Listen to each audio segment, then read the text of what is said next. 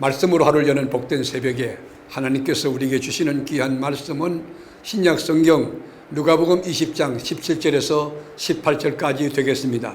온라인으로 독점하는 여러분도 다 함께 성경을 펴주시고 같이 말씀 속으로 들어가 보실까요? 그들을 보시며 이르시되 그러면 기록된 바 건축자들의 버린 돌이 모퉁이의 머릿돌이 되었느니라 함이 어찌미냐. 무릇 이 돌 위에 떨어지는 자는 깨어지겠고 이 돌이 사람 위에 떨어지면 그를 가루로 만들어 흩으리라 하시니라. 아멘. 오늘 비유를 악한 포도원 농부 비유라고 부르지만 사실 깊이 보면 그 주인공은 포도원 주인입니다. 소작인들이 처음에는 주인의 은혜가 너무 고마워서 저에게 밭을 주셨다고, 농지를 주셨다고 감사하고 눈물도 흘렸을 것입니다. 근데 하루 지나고 이틀 지나고 한 달 지나고 두 달, 1년, 2년 지나면서 주인의 은혜를 상실했습니다. 감격이 사라졌습니다. 열심히 일하다 보니까 포도원이 자기 것인 양 착하게 되었어요. 소출이 많아지니까 세만 안 바치면 금방 부자가 될 것 같은 생각이 들었어요. 그래서 이 나쁜 마음이 들었습니다. 마땅히 주인에게 지불해야 될 세조차 자기 돈이 나가는 것처럼 아까워했습니다. 어느 날 낯선 사람이 와서 주인이 보낸 증거를 보이면서 세를 내라고 합니다. 소작인들은 고개를 살래살래 흔들며 주인이 보낸 종들을 마구 두들겨 때려서 내쫓았습니다. 주인은 이 보고를 받고 이 소작인들이 이렇게 변했나 고민하다가 다시 다른 종들을 보냅니다. 그러나 그 보냈던 두 번째 종들도 심히 때려가지고 빈손 들고 돌아왔어요. 주인은 깊이 고민했습니다. 어떡할까 하다가 세 번째 종을 보냈습니다. 그러자 이 종도 때리고 매우 상하게 해서 내쫓았습니다. 여러분, 여기 포도원의 주인은 하나님이십니다. 포도원은 이스라엘 백성들을 의미하고 포도원의 농부는 당시의 이스라엘 백성의 지도자들을 의미하는 것입니다. 하나님께로 돌아오게 하려고 계속해서 선지자들을 보내고 또 보냈지만 듣지 아니하고 핍박하고 선지자들을 죽였던 것입니다. 소작인들이 서로 의논하여 상속자를 죽이고 자신들의 것으로 만들고자 했습니다. 예루살렘의 종교 지도자들과 권력을 가진 자들은 평소에는 관계가 별로 좋지 않았지만 예수님을 죽이려고 하는 일에는 한 통속이 되었어요. 한 마음이 되었어요. 한 뜻이 되었어요. 이것이 예수님을 대하는 세상의 반응입니다. 예수님을 안 믿는 정도가 아니라 예수님을 죽이려 했던 것입니다. 주인은 마지막 대책으로 농부들이 그 권위를 차마 무시할 수 없는 대상, 그 사람을 보낼, 그 사람이 누굽니까?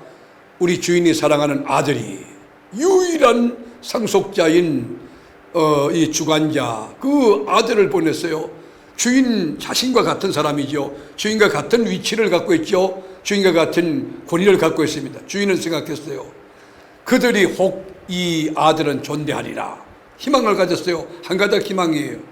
근데 13절에 그 원어로 보면 수치심을 느끼고 부끄러워 돌아설 것이라 하는 뜻입니다. 주인이 아들을 보내면 그 전에 세를 받고 했다 보냈던 종들 때문에도 미안하지만은 아들이 왔으니 존대하리라. 이것이 주인의 바람이었어요. 주인의 아들을 공경함으로써 주인을 공경하는 듯 잘 해주기를 바랬습니다. 이 사랑은 주인의 최후의 사랑이며 최고의 사랑이었습니다. 여러분, 하나님은 최고의 권위입니다. 그 권위를 죄인들을 위해, 악한 자를 위해 심판할 수도 있습니다. 하나님께서 자기 희생의 권위로 찾아오신 거예요. 아들을 보낸 포도원 주인은 죄인을 구원하기 위해 독생자 예수를 보내신 하나님을 의미하는 거예요. 하나님이 세상을 이처럼 사랑하사 독생자 예수를 이 땅에 주셨으니 누구든지 예수를 믿는 자마다 멸망하지 않고 영생을 얻게 하려 하심이라. 하나님의 사랑이 이만큼 크셔서 아들을 보냈던 겁니다. 그런데 아들을 받아들였나요? 그렇지 않아요. 아들을 박멸하고 죽이고 십자가에다 완전히 사형을 시켜버렸어요. 결과가 뭡니까? 심판이죠. 예수님께서 한때 버림을 받았지만 건축자의 버린 돌에 모퉁이의 돌이 될 것이라고 예언하셨습니다. 예수님이 모든 사람에게 예수님이 모퉁이 돌이 되는 것은 아닙니다. 오히려 예수님 때문에 걸려지고 넘어지고 자빠지고 부서지고 깨지는 사람, 심판의 돌이 될 수도 있다는 것입니다. 주님을 받아들이면 구원의 반석이 되지만 주님을 거부하고 주님과 충돌하면 깨지고 망하고 흩어지고 가루가 된다는 것입니다. 18절 보실까요? 무릇 이 돌 위에 떨어지는 자는 깨어지겠고 이 돌이 사람 위에 떨어지면 그를 가루로 만들어 흩으리라 하시니라. 버려진 돌이 성전 건축의 모퉁이 돌이 되었습니다. 성전을 짓던 중에 유별나게 크고 특별한 모양을 가진 돌 하나가 옮겨져 있었습니다. 성전을 건축하던 일꾼들은 이 돌을 갖다가 어디다 쓸 것인가 찾아보았지만 찾지를 못했어요. 그 큰 돌이 건축 현장에 놓였기 때문에 일꾼들은 귀찮아했어요. 아유, 저런 돌이 있느냐고. 건축자들이 성전의 기초석인 모퉁이 돌을 놓으려고 특별한 돌을 찾게 됐지만은 그 큰 무게를 올려놓아도 견딜 수 있는 충분한 크기의 강도와 적당한 모양을 갖춘 돌을 찾기는 어려웠습니다. 여러 돌들이 선택됐지만 거대한 무게의 압력에 다 쪼개져 버렸어요. 그런데 꽤 오래전부터 버려져 있던 이상한 큰 돌이 시선을 끌게 되었습니다. 그것은 공기와 햇빛과 폭풍에 노출되어 있었지만 어떤 작은 검도 나지 않았어요. 아주 튼튼했어요. 건축자들의 시험을 통과하여 가져가니 꼭 들어맞는 돌이었던 것입니다. 사랑하는 교우 여러분, 이 복된 새벽에 세상에서는 버림받고 쓸모없는 인간들이라 할지라도, 세상은 알아주지 못하고 우리를 무시한다 할지라도 하나님 안에서 우리가 새로운 피조물이 되면 하나님 나라의 요긴한 모퉁이 돌이 될 수 있습니다.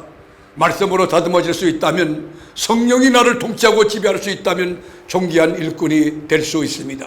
사랑하는 교우 여러분, 여러분은 정말 귀한 분들입니다.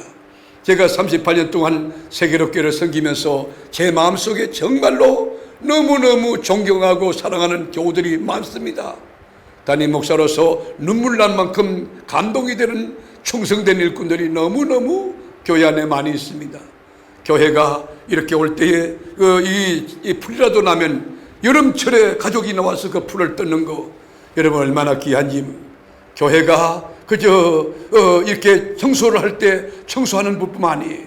신방과 전도와 모든 면에, 성경 공부나 기도회 모든 면에 교우들이 힘을 다하여 기도하고 헌신해왔기 때문에 여기까지 왔습니다. 여러분 건축자의 버린 모퉁이 돌과 같은 예수 믿는 하나님의 사람들입니다. 정말 담임 목사로서 자부심과 긍지를 가질 만한 너무 좋은 교우들입니다. 여러분 축복합니다. 모퉁이 돌 대신 그리스도, 그분이 여러분의 구주시고 주인이실 텐데 그분과 함께, 그분 안에서 그분과 더불어 하나님 나라 건설과 주의 뜻을 세워나가는 그 거룩한 일, 창조적이고 가슴 뛰는 일에 몸을 던져 헌신함으로 날마다 영적으로 성장하고 날마다 풍성한 열매가 맺히는 감격적인 삶이 될 수 있기를 주님의 이름으로 축복합니다. 기도하겠습니다. 주님, 세상 사람들은 화려한 스펙을 보고 또 명예와 물질과 지식을 보지만 우리 주님은 우리 중심을 보십니다. 주님이 보실 때 깨끗한 양심에 복음의 비밀을 받은 그리스도가 찾는 모퉁이 돌이 되는 저희들이 되게 하옵소서. 오늘도 주님과 함께 살아갈 일이 기대가 되고 또 주님이 나에게 주실 능력과 은혜와 권능을 생각하니 감격입니다.